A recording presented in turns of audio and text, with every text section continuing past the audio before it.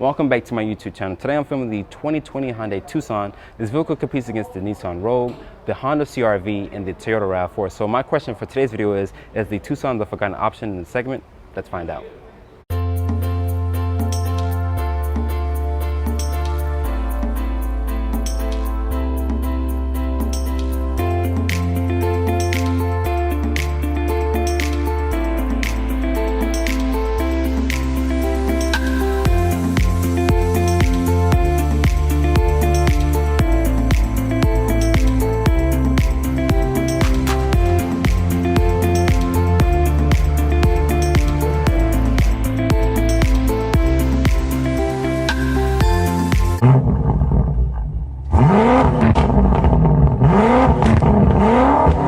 Looking at this exterior color, which is a Grimstone red, it looks really good with the chrome and silver accents here. The taillights are full LED with an LED turn signal. Unfortunately, you get these halogen projector bulbs here, lower part of your fascia, but there is an LED daytime run light. I like Cascade waterfall grille that Hyundai has to offer here with some silver or chrome accents. You do get a front-facing camera here, but let's see what powers this Tucson. This has a 2.4 liter inline four. It makes 181 horsepower.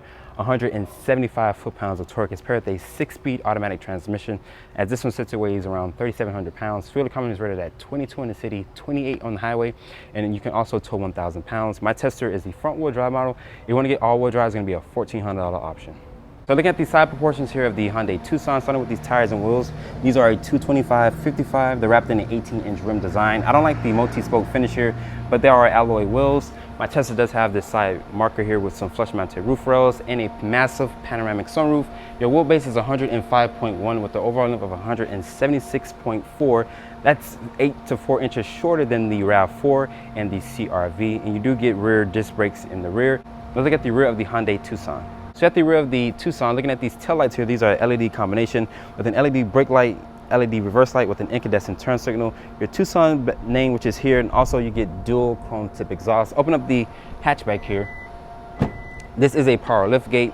If you go for a sport trim and up, you will get a power lift gate. Looking here at the cargo, you get around 31 cubic feet of space. When you fold everything down, you get 62 cubic feet of space. And unfortunately, there is no handles back here to let the seats fold down. You have to, unfortunately, go to the passenger side and grab the handle to let the seats fold down. But looking here under this load floor, Hyundai does give you a spare tire instead of a fix-a-fat kit. So looking at this Grimstone red exterior color, walking up to the Tucson here, I do have the key fob here in my hand. You do have some functions on here, which include lock, unlock for your tailgate release, and also a panic button to lock the vehicle. Just click it once. As you can hear, it will do a beep. And to unlock it, it does 2 beeps. Open up this interior. My Tesla has the black interior. You can get this in a beige or in a tan interior. Looking here at the door panel, this is a soft touch ejected molded plastic. This painted aluminum door handle here. There is some controls down here for your windows and lock controls. It is express up, express down for the driver only. A nice grab handle here. Additional storage with a cup holder. 8-way driver adjustable seating here. This does offer the heated and cool seats on the Ultimate trim. Looking here at these controls here, these are for your dimmer switches, your blind spot monitoring, lane keep assist, stability control, also for your tailgate release. This is a manual telescoping wheel. But getting inside the Tucson here, this does have a SUV step-in height. So to start up the Tucson, put your foot on the brake and press the start-stop button here. Looking here at these gauges, these are easy to read gauges, and of course, I'm low on fuel, but hey, let's try to back out of this really quick. This does have this helper screen here, which reads out your tire pressure, attention levels, also with your driver's assistance, which includes your lane departure warning, lane keep assist. You can just press that right here for the blind spot monitoring, and it does show up into the actual gauge here that systems is basically ready to go. Looking at the steering wheel, is a leather wrapped steering wheel. Your voice commands are here. Adaptive cruise control. I like the 3-spoke wheel design here. I wish the Genesis on G90 that I review, I wish I had a 3-spoke wheel design like I mentioned, because that steering wheel, I'm not a real big fan of it. Looking here at this infotainment system, which is the BlueLink Hyundai infotainment system. This is a 8-inch display here. I don't like this bezel piece because it's too thick, as you guys can see. It reminds me of like a tablet style screening. There are some hard buttons here for your radio presets, also for your maps. Let's see if I go here for maps. It's not gonna let me do it. You have to basically insert an SD card, but there is these nice volume and tuning knobs here. Looking down here at the center stack here for your dual climate control. On the Ultimate trim, you do have heated 3-level heated seats and cool seats, which is a nice feature. The cool seats work just fine in here. and also a 1-level heated steering wheel button, your front and rear defoggers. Down here you also have 2 USB ports, an aux and a USB-C, and of course you have a wireless charging pad here on the Ultimate trim. It charges my iPhone 11 just fine. Putting the Tucson into reverse, you also have a 360 camera with trajectory, different camera modes here. Pushing it down here into drive, kicking over to the left, a 6-speed automatic transmission. Putting it back into park, additional cubby tray here, 2 cup holders, electronic parking brake, different drive modes, which has a sport mode. Only has a sport mode on this trim level here, just sport mode only. There's no comfort, there's no eco, there's no nothing, just a sport mode only. This button here is for the 360 camera. You can press it, you can leave it on and off. An auto hold. Center console here is nice and padded. You have the center tray that you can take out just in case you don't want to, just in case you want to have additional more storage. The center console it's not deep, but it's above my wrist, but you can definitely put a small purse or a wallet in there. The seats in here are comfortable with nice leather seats. They do hold you in place. You can probably take this Tucson out on a long road drive, but I would prefer the seats in the Honda CR-V just because they're more plush. Looking here at the top, you do have LED lighting throughout the whole entire cabin, which is a nice feature, and this massive panoramic sunroof. But looking here, this upper part of your dashboard has a soft touch ejecting molded plastic. Even coming down here to the lower part of the dashboard is nice, like faux leather with some stitching here. None of the glove box is damped. It's not lined with felt. It's a pretty decent sized glove box. But let's hop into the back seat of the Hyundai Tucson. So get into the back seat of the Hyundai Tucson, closing the door.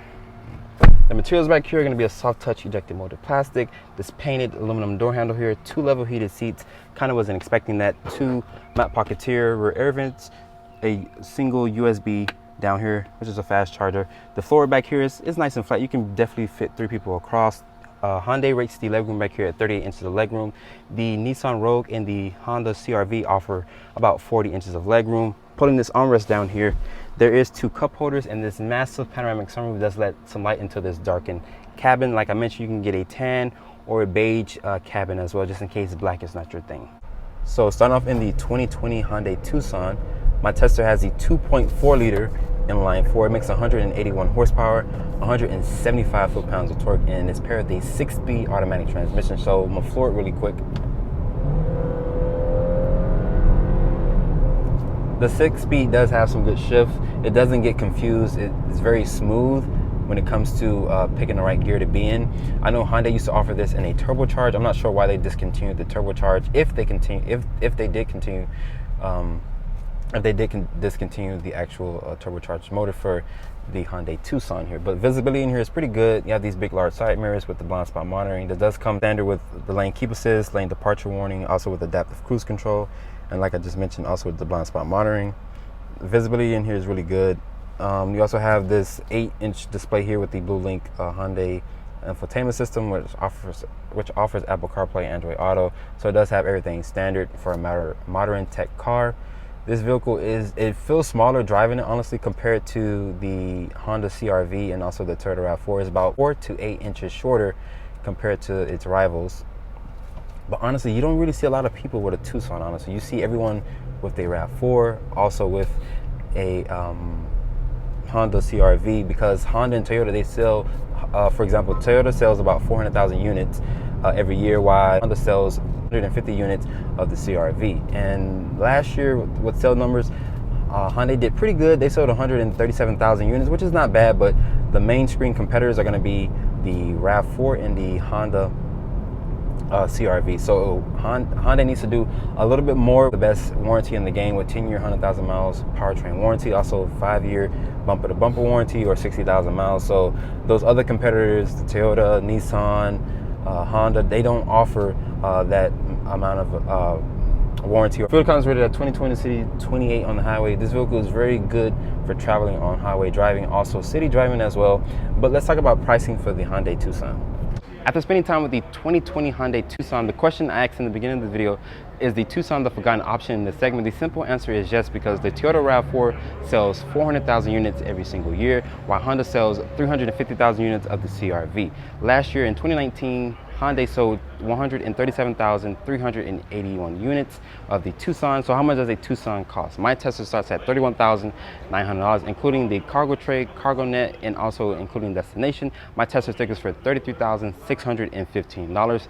I'd like to give a special thanks to Jeremy for providing with the vehicle. If you're in the market for a 2020 Hyundai Tucson, you can come to Homestead Hyundai and ask for Jeremy. And this is my full overview on the 2020 Hyundai Tucson.